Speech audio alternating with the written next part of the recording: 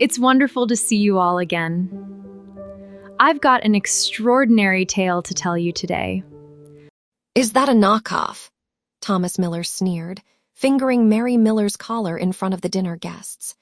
The air in the foyer of the Grand Regency was thick with the scent of Lily's and Vanessa's cloying, expensive perfume. Thomas didn't wait for an answer, his hand dropping as if the fabric might stain his skin. He turned to their parents, Robert and Linda Miller, who were busy admiring the gold leaf molding of the ceiling. "I told her to wear something decent," Thomas said, his voice loud enough to make a passing waiter pause. "But I suppose you can take the girl out of the cubicle, but you can't take the cubicle out of the girl." Vanessa Miller tittered, her phone already out and angled to capture the opulence of the lobby for her followers. "Maybe she can borrow one of my old dresses for the housewarming next month, Thomas. I have a few from last season that would fit her. Aesthetic. You know, something a bit more entry-level than this." Mary Miller stood perfectly still, her hands tucked into the pockets of her wool coat. She didn't flinch. She didn't argue. Instead, she watched the way the light caught the sweat on her brother's upper lip. He was performing, a peacock with borrowed feathers, desperate to prove he was the success their parents always wanted him to be. The mahogany-paneled walls and the soft clink of silver from the dining room provided the perfect stage for his arrogance. "The table is ready, Mr. Miller," the maitre d' announced, bowing slightly. Thomas puffed out his chest, adjusting the cuffs of a shirt that was clearly a size too small. "About time. My time is literally money, you know. I hope the wine is actually chilled this time." As they walked toward the dining room, the sound of Vanessa's stilettos clicked sharply against the white marble like a metronome of entitlement. The restaurant was a cathedral of glass and velvet, the kind of place where a single bottle of wine cost more than a month's rent in the suburbs. "This is where the real players eat, Mary," Thomas whispered as they were seated. He didn't look at the menu, he looked at the room, making sure he was seen. "I'm closing the deal on the penthouse at the Ascent tomorrow. Top floor, private elevator. I'll finally be looking down on everyone just like I was meant to. No more living in the shadow of the reliable one." Robert beamed, patting his son's hand. "We're so proud of you, Thomas. It's about time a Miller made it to the top. Your mother and I always knew you had the spark." Linda nodded, though she didn't look at her daughter. "It's nice that your brother can include you in these things, Mary. It must be a nice change from your stressful little office. I'm sure your crisis management, whatever it is, doesn't pay for meals like this." Mary sipped her water, the cold condensation chilling her fingertips. She thought about the deed sitting in her safe at home, the one for the top floor of the Ascent. She thought about the anonymous corporation that had outbid Thomas's failing venture 3 weeks ago. "The Ascent is a beautiful building," she said, her voice calm and level. "But I heard the penthouse was already off the market." Thomas's face flushed a deep, mottled red. "You heard wrong. My broker says it's a formality. The owners are just waiting for a buyer with the right pedigree. Unlike some people, I have the vision to handle that kind of property. I've already put down a significant deposit." He signaled the sommelier with a sharp, snapping motion of his fingers. "Bring us the 2015 reserve, and don't worry about the price. My sister here is used to tap water, but tonight she's drinking like royalty on my dime." Vanessa leaned in, her eyes glinting with a mean sort of hunger. "Mary, don't look so sour, it's a celebration. Thomas is finally fixing the family's reputation after you chose that career path. We can't all be boring corporate drones." Mary felt the familiar weight of the phone in her clutch. A text had come in 10 minutes ago from Jordan Vance. The message was simple: the audit is complete. He didn't just forge the signature, he emptied the trust. Every cent of the parents' retirement is gone. She looked at her brother, who was currently bragging to Robert about a fleet of luxury cars he hadn't paid for yet. He looked so confident, so untouchable in his arrogance. He really believed his own lies, even as he sat there wearing a watch that Mary knew was a high-quality replica. "You're right, Thomas," Mary said, a small, sharp smile touching her lips. "Tonight is definitely a night for things to be fixed. It's important that everyone knows exactly where they stand." She excused herself to the restroom, but as she passed the maitre d's station, the man stepped forward, his head dipping in a sign of genuine respect that he hadn't shown her brother. "Is everything to your satisfaction, Miss Miller?" he whispered. "The wine is a bit young for my brother's taste," she replied, her voice dropping to a silk-wrapped blade. "But don't worry, he won't be finishing the bottle. Keep the bills separate for the appetizers. I'll be taking care of the rest, later." She stepped into the hallway and dialed a number. Jordan picked up on the first ring. "Is it done?" she asked. "The injunction is signed," Jordan replied. "He'll get the notice at the office tomorrow morning. But Mary, if you do this, there's no going back. He's your brother." Mary looked through the glass partition at the table. She saw him laughing as he mocked her sensible shoes to their parents. She saw Vanessa filming a video, pretending to be the queen of a castle built on stolen sand, while their parents looked on with blind adoration. "He stopped being my brother the second he put his hand in my parents' retirement fund," Mary said. "Start the clock, Jordan. I want the forensic accountants in his office by 8 a.m. She hung up and took a deep breath. The air smelled of expensive flowers and impending rain.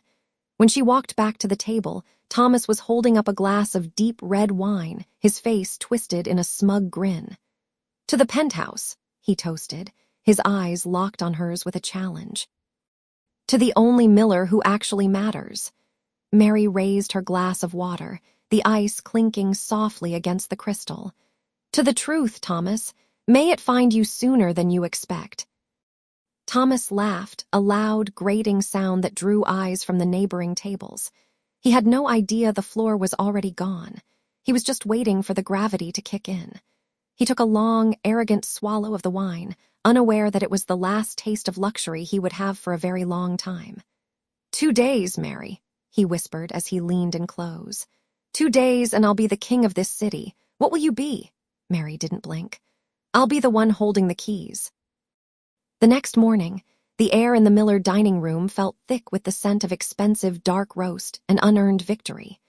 Mary Miller sat at the far end of the mahogany table, her movements precise as she buttered a single piece of dry toast. Across from her, Thomas Miller was already deep into his second helping of smoked salmon, his face glowing with the kind of radiance only found in the truly delusional. "You should really start packing, Mary," Thomas said, not looking up from his plate. He punctuated the sentence with the sharp clatter of his fork against the fine china.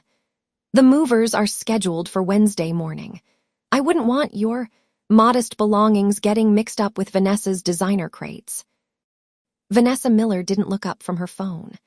The rapid-fire click-clack of her long, manicured nails against the screen was the only rhythm in the room. She was currently framing a shot of her avocado toast, adjusting the lighting with a portable ring light she'd brazenly set up next to the heirloom salt cellars. "I'm thinking of doing a new life, new heights reveal for the followers," Vanessa murmured, her voice airy and detached. "Thomas, babe, make sure the deed is framed by the time the lighting hits the floor-to-ceiling windows. We need that authentic owner energy for the thumbnail." Linda Miller leaned over, patting Thomas's hand with a look of pure adoration. Robert Miller sat at the head of the table, nodding in silent approval of his son's supposed windfall.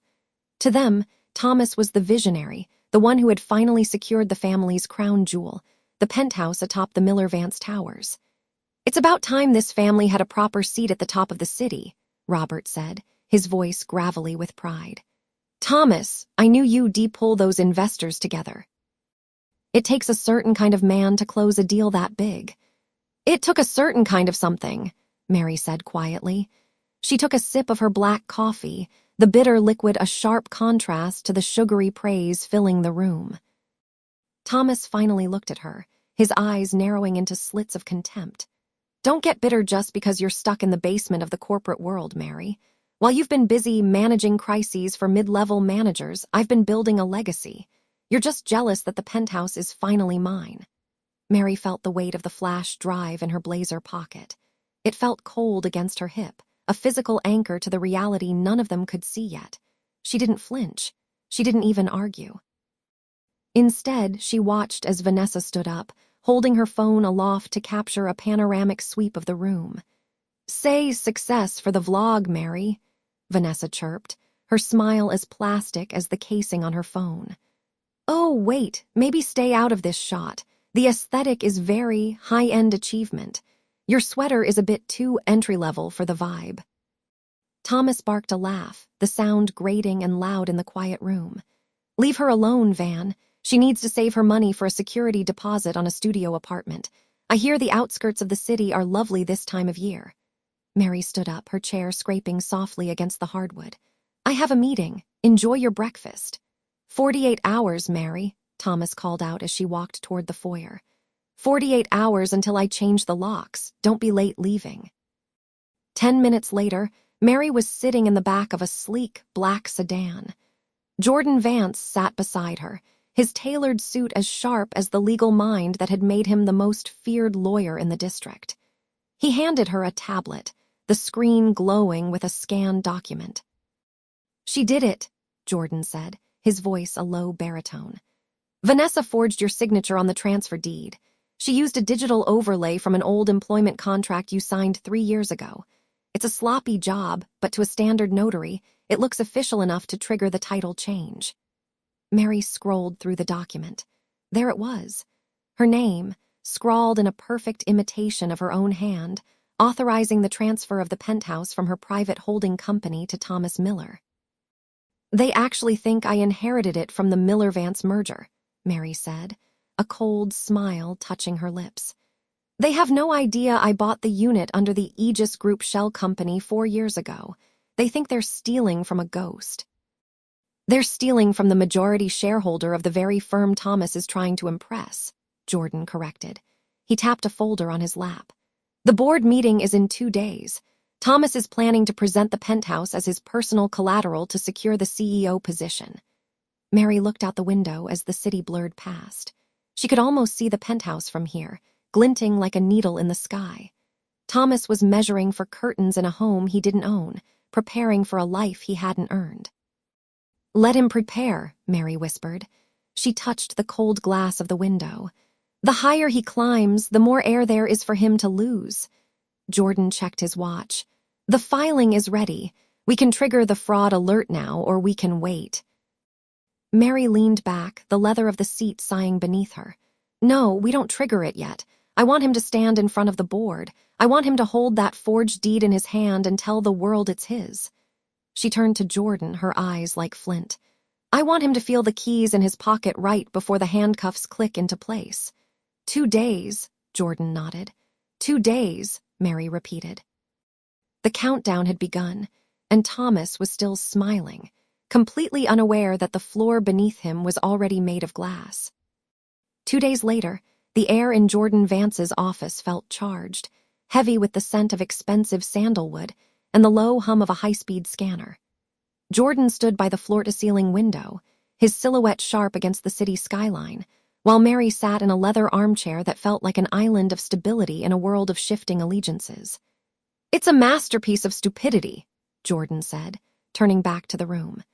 He slid a sleek, silver USB drive across the mahogany desk toward her. "Vanessa Miller didn't even try to hide the shaky loops in the signature. She used a digital overlay, but the pressure points are completely inconsistent with your handwriting. Any forensic tech with a pulse can see it's a forgery." Mary picked up the small device. It was cold, its metallic weight disproportionate to the chaos it contained. "And the financial trail." "Worse than we thought," he replied, leaning against the desk. "Thomas has been moving company funds into a private offshore account to cover Vanessa's mounting credit card debts. He thinks he's being clever, but he's leaving a trail of breadcrumbs a blind man could follow. He's not just stealing your inheritance, Mary. He's cannibalizing the family business to fund a lifestyle that exists only on his wife's social media feed." Mary felt a flicker of something dark and cold settle in her chest. She had spent years protecting the Miller name, cleaning up the messes Thomas left in his wake, only for him to try and erase her entirely. She touched the drive, her thumb tracing the smooth casing. "Does he have any idea?"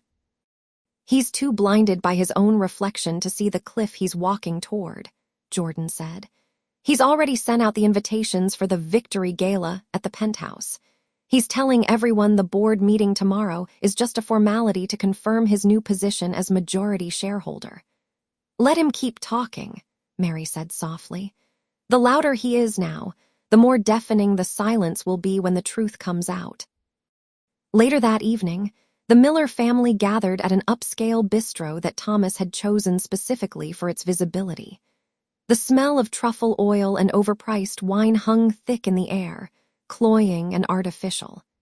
Thomas was already in his element when Mary arrived, wearing a three-piece suit that was a shade too bright, his chest puffed out as he held court at a central table. "To the future," Thomas announced, raising a glass of vintage champagne. The crystal chimed as it hit his father's glass. "To the penthouse and the end of the Miller family's modest era, no more playing small." Robert and Linda Miller beamed, their faces etched with the kind of pride that only a golden child can evoke.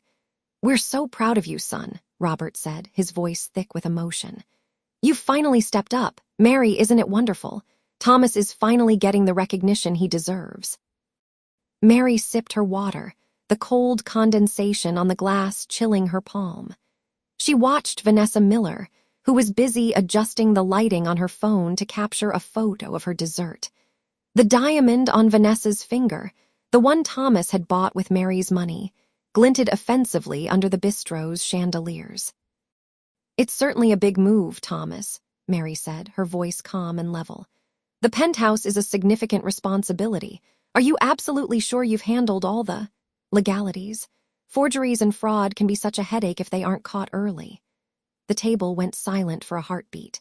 Thomas laughed, a sharp, condescending sound that made the diners at the next table turn their heads. He leaned forward, his eyes narrowed with a cruel sort of pity. "Don't worry your little head about legalities, Mary," he said, his voice dripping with contempt.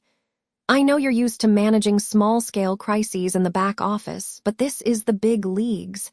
You've always been a bit of a pessimist, haven't you? Always looking for the catch." "I just prefer to be thorough," she replied. "Well, be thorough somewhere else," Thomas snapped, his arrogance flaring like a match. "The board meeting is tomorrow morning. After that, I'm the one making the decisions. In fact, you should probably start looking for a new apartment. The penthouse needs a certain caliber of tenant. I'll give you 30 days to pack your things out of the goodness of my heart." Vanessa let out a small, tittering laugh. "Oh, Thomas, the guest suite is going to be my new walk-in closet, remember? Mary can find a nice little studio in the suburbs. They have those charming buildings with the brick facades, don't they? Very rustic." Mary didn't flinch. She felt the hard edge of the USB drive in her purse, a secret power humming against her hip. She looked at her parents, who were nodding along, completely oblivious to the fact that their son was a thief, and their daughter was the one holding the keys to their survival. "I appreciate the warning," Mary said, standing up and smoothing her skirt. The sound of her chair scraping against the marble floor was the only indication of the tension beneath her skin. "I should go. I have a lot of preparation to do for tomorrow." Thomas didn't even look up as he signaled the waiter for another bottle. "Good. Don't be late. I want you to be there when I sign the final papers. I want you to see what real success looks like up close." Mary walked out of the restaurant and into the cool night air. The city lights blurred into long streaks of gold and white as she climbed into the back of her car. She pulled out her phone and sent a single text to Jordan Vance. "Everything is in place. See you at the board meeting." She looked up at the glinting needle of the penthouse in the distance. Thomas was celebrating a victory that didn't exist, standing on a foundation made of lies and stolen ink. He thought he was the wolf in the three-piece suit, but he had forgotten one thing. She was the one who had built the house he was trying to steal, and tomorrow she was going to burn it down around him. The countdown had reached its final hours, 24 hours until the board meeting, 24 hours until the Miller family's world changed forever. Mary leaned her head against the cool glass of the window, a small, cold smile touching her lips. The higher he climbed, the harder he would hit the ground. The day before the board meeting, the atmosphere inside the city's most exclusive rooftop bistro felt thick with an unearned sense of victory. Mary Miller walked toward the corner table, her movements fluid and deliberate. The host, recognizing the quiet authority in her stride, didn't even ask for a name before leading her toward the terrace. Thomas Miller was already there, leaning back in a velvet-lined chair with the casual arrogance of a king who hadn't yet realized his crown was made of glass. Beside him, Vanessa Miller was busy photographing a 3-carat diamond bracelet that caught the midday sun, sending refracted shards of light across the white linen tablecloth. The scent of expensive truffles and Thomas's heavy, musky cologne hung in the air, a sensory reminder of the wealth they were already spending in their heads. "Look who decided to join the winner's circle," Thomas said, his voice carrying just loud enough for the neighboring tables to hear. He didn't stand. Instead, he tapped his heavy gold watch against the marble tabletop with a rhythmic, metallic clink. "I hope you're here to apologize, Mary. It would make tomorrow's meeting much less awkward for you." Mary sat down, declining the menu the waiter offered. She caught the eye of a prominent local developer at the next table, who was watching the exchange with mild curiosity. "I'm here to ensure you're prepared for the transition, Thomas. There are details in the Miller holdings that require a certain level of, let's say, legal precision." Vanessa let out a sharp, melodic laugh, not looking up from her phone. "Legal precision? Is that what we're calling your obsession with fine print now? Thomas has the signatures. He has the board's interest. You're just the crisis manager who couldn't manage her own exit." She finally looked up, her eyes narrowing with a cold, performative pity. "Honestly, Mary, it's embarrassing. You should just go home and help Robert and Linda pack. They're far too old to be dealing with the stress of your failures." The mention of their parents brought a cold flash to Mary's eyes, but her expression remained an impenetrable mask of professional calm. This was the first rage spike of the afternoon, the casual dismissal of the people who had built the very foundation Thomas was trying to loot. "Our parents are fine, Vanessa," Mary said, her voice dropping an octave, becoming as smooth and dangerous as black ice. "They're actually quite looking forward to seeing the truth come to light. Are you sure you've double-checked the encumbrance clauses on the Penthouse deed? Specifically, the ones regarding third-party forgery?" Thomas froze for a fraction of a second, his glass of sparkling water pausing halfway to his lips. The condensation on the glass left a damp ring on his silk tie as he set it down. Then the arrogance returned, twice as thick as before. He let out a bark of laughter that drew more eyes from the surrounding diners. "Encumbrance clauses? You're grasping at straws. I've seen the papers. I've held them in my hands." He leaned forward, invading her space, his breath smelling of expensive gin and entitlement. "You've always thought you were the smartest person in the room because you went to the right schools and worked the long hours. But in the real world, the person with the name on the paper wins. And tomorrow, that name is mine." Mary reached into her handbag, her fingers brushing the cool, sleek metal of the flash drive Jordan Vance had delivered an hour ago. It was her secret power moment, a tactile anchor to the reality that Thomas was currently hallucinating. Inside that drive was the forensic breakdown of the digital trail Vanessa had left when she accessed the secure server to forge the signatures. "I'll give you one last piece of advice, Thomas," Mary said, standing up. The movement was so sudden and poised that the entire terrace seemed to go quiet for a heartbeat. "Ego is a very expensive luxury. Sometimes it costs more than you can afford to pay back." "Is that a threat?" Thomas sneered, gesturing to the wealthy witnesses surrounding them. "You hear that? My sister is actually threatening me because she's losing her grip on the family purse." "It's not a threat," Mary replied, her voice carrying a chillingly calm weight. "It's a forecast. The board meeting is in exactly 18 hours. I suggest you spend them wisely." She turned and walked away, her heels echoing like a countdown against the stone floor. Behind her, she heard Vanessa whispering about which caterer to hire for their takeover party. They were so blinded by the glare of their own perceived brilliance that they couldn't see the shadow of the cliff they were standing on. As Mary stepped into the elevator, she pulled out her phone and saw a message from Jordan. "The board members have received the preliminary audit notice. They're curious." A small, cold smile touched her lips as the doors slid shut. The bait wasn't just taken, it was swallowed whole. Tomorrow, the Miller family would finally see who truly held the keys to the kingdom. The following evening, the air in the top-floor boardroom of Miller Plaza felt thick, charged with the static of an approaching storm. Thomas Miller stood by the floor-to-ceiling windows, his silhouette sharp against the sprawling city lights. He adjusted his silk tie in the reflection, a smirk playing on his lips as he surveyed the kingdom he believed was finally his to command. The scent of expensive, peaty scotch clung to him, a premature celebration of a victory he hadn't yet officially won. Vanessa Miller sat at the mahogany table, her fingers tapping a frantic, rhythmic beat against the polished wood. She was draped in emerald silk, her neck adorned with a diamond necklace that caught the overhead, led lights with every restless movement. Beside her, Robert and Linda Miller sat in stiff silence, their faces etched with a mixture of pride for their son and a lingering, unspoken unease. They had always preferred the golden glow of Thomas's ambition to the quiet, steady light of their daughter's competence.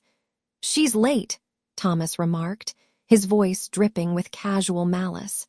He didn't turn around. Typical, Mary always did have a flair for the dramatic when she was about to lose. I suppose it takes time to pack up a life of mediocrity. "Maybe she's just gathering her dignity," Vanessa added, her laugh sounding like glass shards hitting a marble floor. "Though I'm not sure she has much of that left after the stunt she pulled yesterday, threatening us. In our own home, it was pathetic." Linda cleared her throat, her voice soft but strained. "Thomas, are you sure about the audit if there are discrepancies?" "Mother, please," he interrupted, finally turning to face them. He leaned against the glass, the city of Chicago looking like a carpet of jewels at his feet. "The audit is a ghost story Mary made up to scare the board. Jordan Vance and I have already reviewed the preliminary filings. Everything is airtight. By the time this meeting is over, Mary Miller will be a footnote in this company's history." The heavy double doors at the end of the room swung open with a synchronized click. Mary Miller stepped into the room, and the atmosphere shifted instantly. She wasn't wearing the muted, practical suits they were used to. Instead, she wore a tailored charcoal blazer over a crisp white shirt, her hair pulled back into a sleek, unforgiving bun. Her expression wasn't one of defeat or desperation. It was the chilling, focused calm of a predator who had already scented blood. She didn't walk to her usual seat at the side of the table. Instead, she moved toward the foot of it, directly opposite her brother. Behind her, Jordan Vance followed, carrying a slim leather briefcase. He didn't look at Thomas. He didn't look at anyone. He simply placed the briefcase on the table and stood like a sentinel behind Mary. "You're late," Thomas sneered, moving to the head of the table. He pulled out the heavy leather chair, the chairman's chair, and sat down with a flourish of unearned authority. "We were just discussing your severance package. I thought we'd be generous, considering we're family. A month's salary and a recommendation for a junior clerk position somewhere in the suburbs." Mary pulled out her own chair, the screech of the wood against the floor sounding like a warning. She sat slowly, her movements deliberate. "I appreciate the concern, Thomas, but I think you'll find the agenda for tonight has changed." Vanessa leaned forward, her eyes narrowing. "The board is arriving in 5 minutes, Mary. Give it up. You lost the moment you tried to play hardball with people who actually know how to run a business. You're just a crisis manager. You're the person we hire to clean up messes, not the person who sits at the table." Mary reached into her blazer pocket and pulled out a small, silver flash drive. She placed it on the table between them. The metal glinted under the recessed lighting, a tiny, cold weight that seemed to command the room's gravity. "You're right about one thing, Vanessa," Mary said, her voice a low, steady hum that cut through the enabler's bravado. "I am a crisis manager, and I've spent the last 72 hours managing the biggest crisis this family has ever faced. The only difference is this time I'm not cleaning up the mess. I'm exposing the person who made it." Thomas let out a sharp, barking laugh. "And who would that be? Me? For what? Being more successful than you. For actually having the vision to take this company to the next level." "No," Mary replied, her gaze locking onto his. "For forgery, for wire fraud. and for the systematic embezzlement of $4 million from the Miller Trust over the last 18 months. The room went deathly silent. The only sound was the faint, distant hum of the city and the heavy, rhythmic ticking of the grandfather clock in the corner. Robert Miller paled, his hand trembling as he reached for his water glass. Linda looked between her children, her eyes wide with a dawning, horrific realization. "That's a lie," Vanessa hissed, though her voice lacked its previous edge. Her face had gone a sickly shade of gray. "You're making things up because you're jealous." "I have the signatures, Thomas," Mary said, ignoring Vanessa. "I have the digital trail of the accounts you opened in the Cayman Islands under the shell company Vance and Miller Associates." It was a clever touch, using Jordan's name without his knowledge. "Too bad for you. Jordan is much better at his job than you are at yours." Thomas stood up, his chair skidding back and hitting the wall with a dull thud. His face was flushed, a vein throbbing in his temple. "This is a coup. You're trying to hijack the board meeting with fabricated evidence. I'll have you escorted out by security."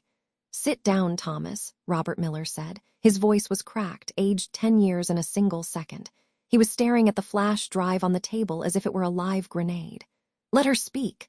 "Father, you can't be serious." "I said sit down." Robert roared, the sound echoing off the glass walls. Thomas sank back into the chair, his bravado crumbling into a frantic, sweating desperation. He looked at Vanessa, but she was staring at her own hands, her breath coming in shallow, ragged gasps. Mary checked her watch. "The board members are in the elevator. They've already received an encrypted link to the preliminary audit findings. They aren't coming here for a regular meeting, Thomas. They're coming for an emergency hearing to remove the CEO and general counsel." She leaned forward, her shadow stretching long across the table. "You thought I was the help. You thought I was the one who just kept the lights on while you played king. But you forgot the most important rule of crisis management, Thomas." She stood up as the muffled chime of the elevator signaled the arrival of the board. She didn't look back as she headed toward the projector at the front of the room. "Never underestimate the person who knows where all the bodies are buried," she whispered, her voice like a cold wind. "Especially when she's the one who dug the graves." She clicked the remote in her hand.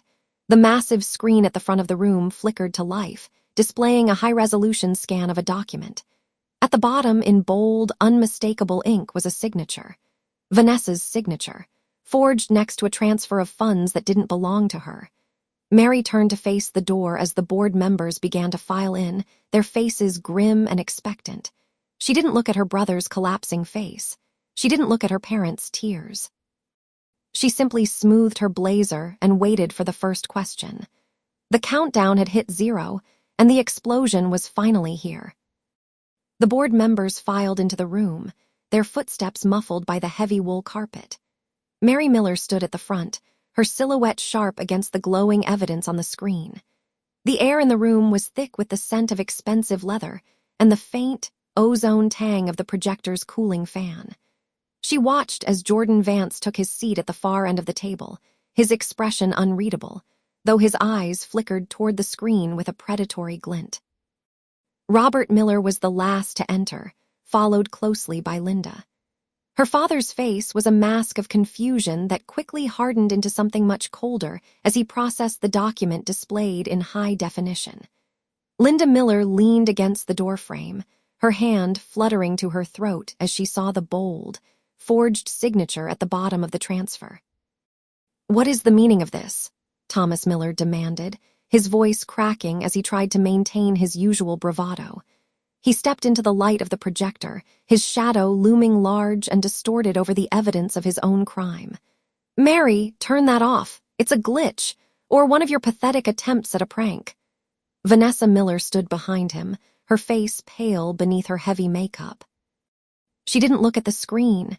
She looked at her husband, her fingers twisting the strap of a handbag that cost more than Mary's first car. The silence in the room was absolute, save for the steady hum of the machine. "It's not a glitch, Thomas," Mary said. Her voice was a low, steady blade that cut through his bluster. "It's a digital trail. This document shows the transfer of $4 million from the Miller family trust into a shell company registered in Vanessa's maiden name. And that signature, the bank's forensic team has already flagged it as a manual forgery. Thomas looked at the screen, and for a moment the arrogance held. Then the realization hit. His jaw didn't just drop. It seemed to unhinge, his mouth hanging open in a silent, jagged the ruddy, self-assured color that usually defined his face drained away, replaced by a sickly, grayish pallor that made him look 20 years older in the span of a heartbeat. His eyes, normally narrowed with condescension, stretched wide, the whites showing all the way around the irises as they darted frantically between the screen and the silent board members.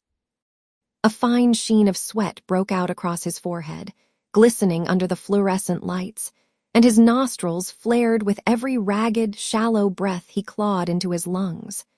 He looked like a man watching his own execution in high definition, the sweat beginning to soak into the collar of his bespoke shirt. "Dad, she's lying," Thomas choked out, turning toward Robert. "She's doctored the files. You know how she's always been jealous of my success." Robert Miller didn't move. He stared at the screen, his knuckles turning white where he gripped the edge of the mahogany table. "The account number," he whispered, his voice trembling with a rage that Mary had never seen directed at his golden son. "That's the trust meant for your sister's children. You stole from your own family." Linda Miller covered her mouth, a stifled sob escaping as she looked at Vanessa, who was now visibly trembling. One of the senior board members, a man who had mentored Thomas for a decade, took off his glasses and rubbed the bridge of his nose, shaking his head in pure disgust. Jordan Vance leaned forward, sliding a physical folder across the table toward Robert. "The digital trail is verified, Robert," Jordan said, his voice professional and cold. "The bank has already frozen the destination account. Most of the money is gone, spent on luxury real estate and offshore investments, all authorized by those forged signatures." Mary felt the cool plastic of the remote in her hand. She had waited years for this silence, the kind of silence that only comes when a lie is finally, irrevocably crushed. She stepped closer to her brother, who was now leaning against the table for support, his legs seemingly unable to hold his weight. "You always told me I didn't belong in this room, Thomas," she said, her tone conversational, almost gentle. "You said I was just the help, a glorified secretary for the family legacy. But the help is the one who keeps the books, and the help is the one who noticed when the legacy started bleeding." "I'll pay it back," Thomas hissed, his eyes darting toward the door as if looking for an exit that didn't exist. "It was a loan, a temporary bridge for my new venture." "It was grand larceny," Mary corrected him. She turned to the board, her gaze lingering on her parents. "And because the trust was the primary guarantor for the company's recent expansion, the bank called the debt this morning. I stepped in as the private buyer for that debt." The room went even colder. Thomas looked at her, confusion warring with the lingering horror on his face. "What are you talking about?"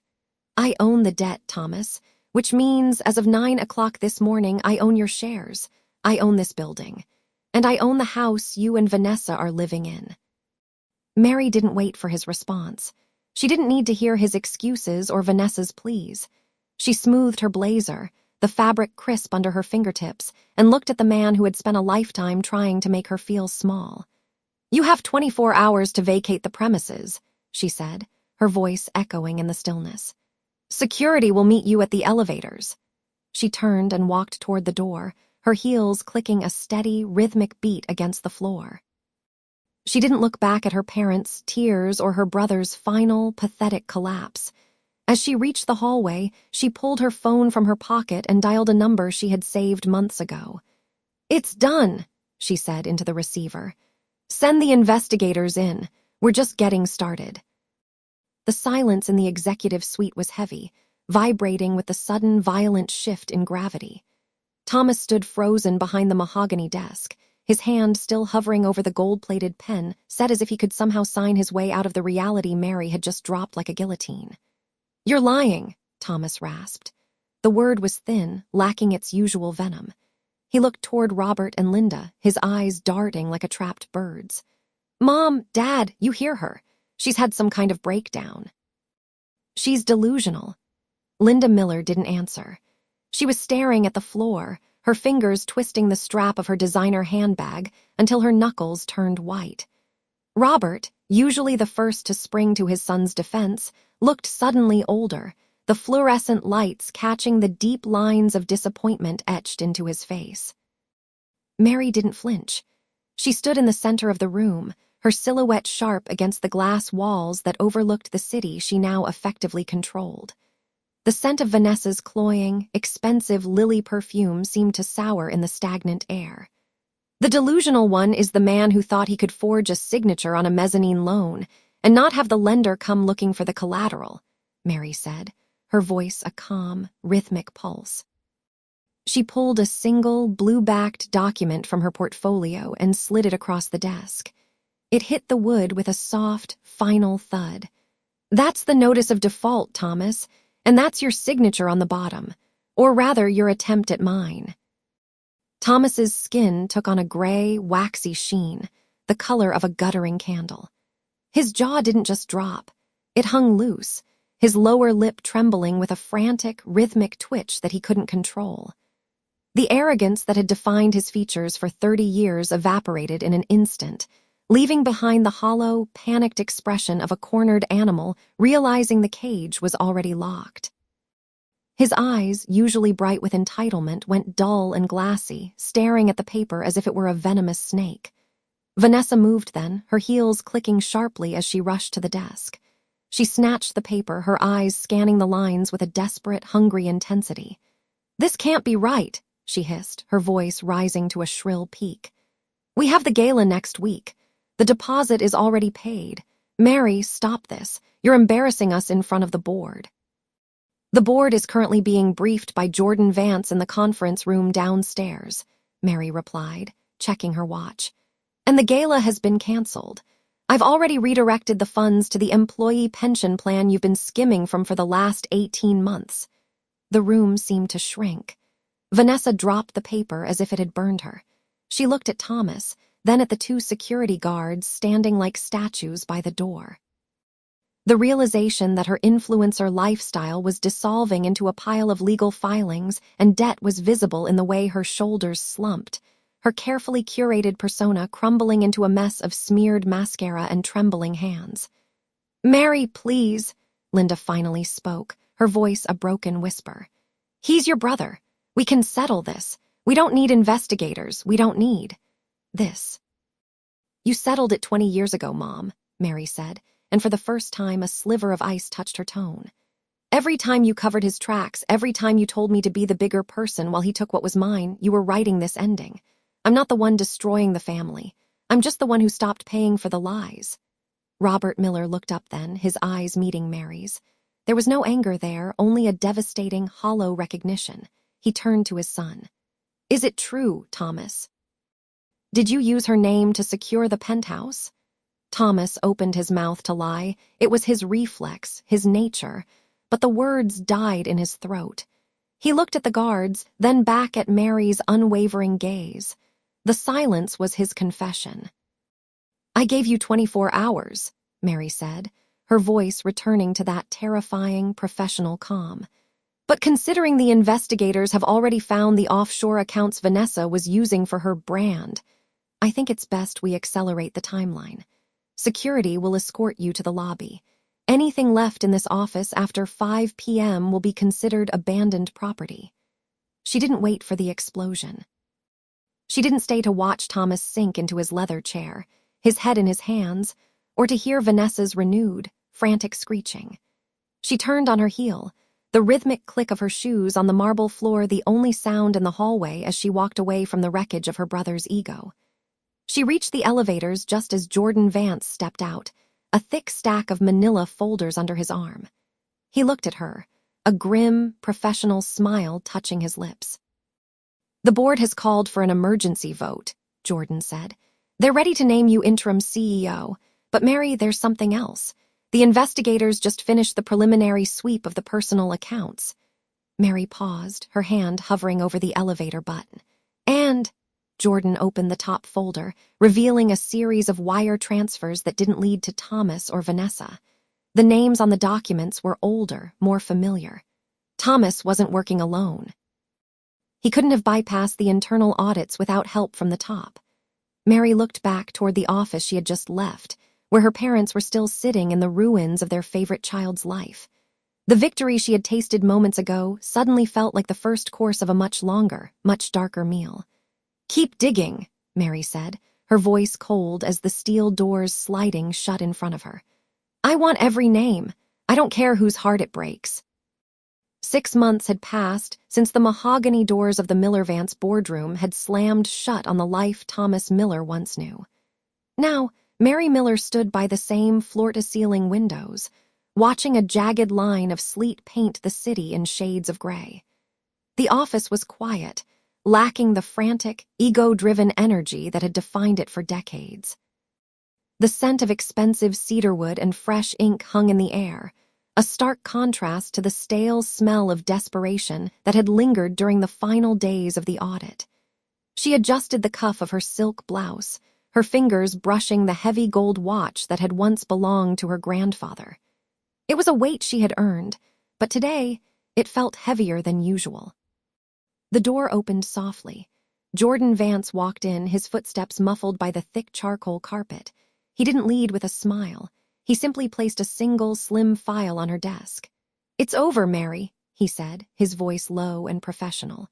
"The final liquidation of the personal assets is complete. The creditors took the house in the Hamptons this morning. The Penthouse followed an hour later." Mary didn't turn around. She watched a single drop of sleet race down the glass. "And the criminal proceedings?" "Thomas accepted the plea deal," Jordan replied. 5 years suspended on the condition of full restitution and a lifetime ban from holding any executive or fiduciary position in a public company. He's officially a corporate ghost. He can't even open a line of credit without a court-appointed monitor. She finally turned, her gaze falling on the file. She had won. The company was stabilized, the board was purged of the sycophants who had enabled her brother's theft, and the Miller name, though tarnished, was still hers to polish. But the victory tasted like copper and cold rain. "And my father?" she asked. Jordan hesitated, his hand hovering near his tie. "Robert is still refusing to see the investigators. He's holed up in the cottage in Connecticut. Linda is with him, but the reports from the staff aren't good. They're barely speaking. To the world, he's a retired legend. To the SEC, he's a man who looked the other way while his son gutted his legacy. He knows you're the one who handed over the internal memos that proved his signature was on the bypass authorizations." Mary felt a sharp pang in her chest, a phantom limb of the daughter she used to be. She had expected the rage to sustain her forever, but in the silence of the executive suite, it was being replaced by a hollow, ringing clarity. To save the empire, she'd had to exhume the rot, even when she found her father's hands on the shovel. "He chose Thomas," Mary said, her voice steady despite the tremor in her heart. "He chose the lie over the truth. I just made him live with the consequences of that choice." "He isn't the only one living with them," Jordan noted gently. He was right. 2 weeks later, Mary found herself driving through a part of the city she usually bypassed.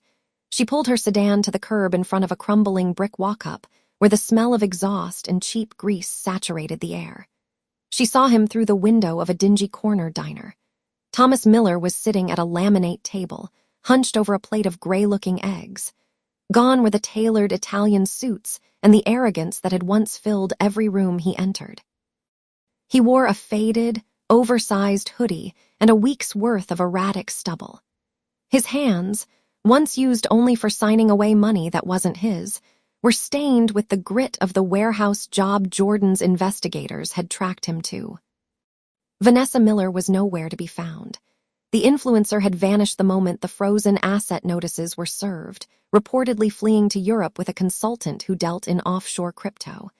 She hadn't even left a note. She'd just taken the jewelry Mary hadn't managed to claw back in court and disappeared from the grid. Thomas looked up then, his eyes meeting Mary's through the glass. There was no fire in them. No entitlement, just a raw, jagged vacuum. He didn't wave. He didn't shout. He simply looked back down at his cold breakfast, his shoulders sinking an inch lower. He was a man who had been stripped of the only thing he ever valued, the illusion of his own importance. Mary shifted the car into gear and drove away.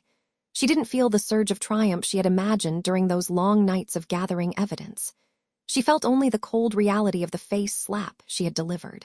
It hadn't just stung, it had rearranged the world. That evening, Mary sat alone at the long dining table in her parents' estate, the house she had bought back from the bank in her own name. Robert and Linda Miller sat at the far end, the silence between them as vast as an ocean. Her mother wouldn't look at her. Linda spent the entire meal staring at the empty chair where Thomas used to sit, her eyes red-rimmed and vacant. "The wine is excellent, Robert," Mary said, trying to bridge the frozen gap. Her father looked at her then. His face was a map of sudden, accelerated aging. "You have the company, Mary. You have the house. You have the accounts." He set his fork down with a clinical click.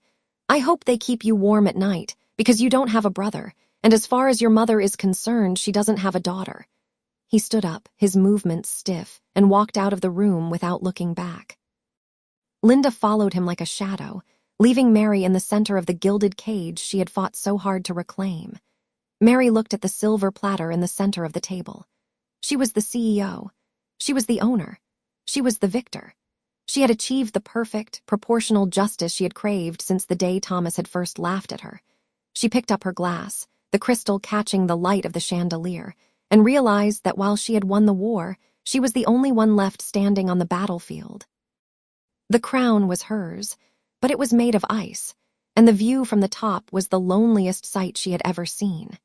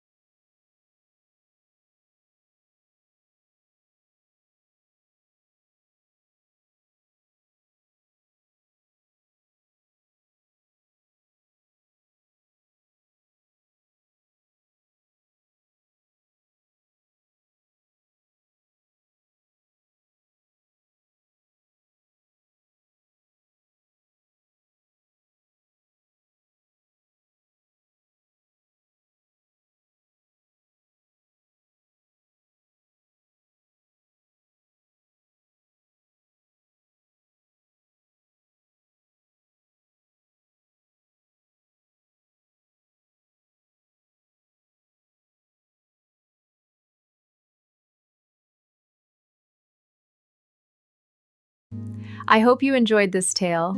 Please subscribe to support the channel. Goodbye for now.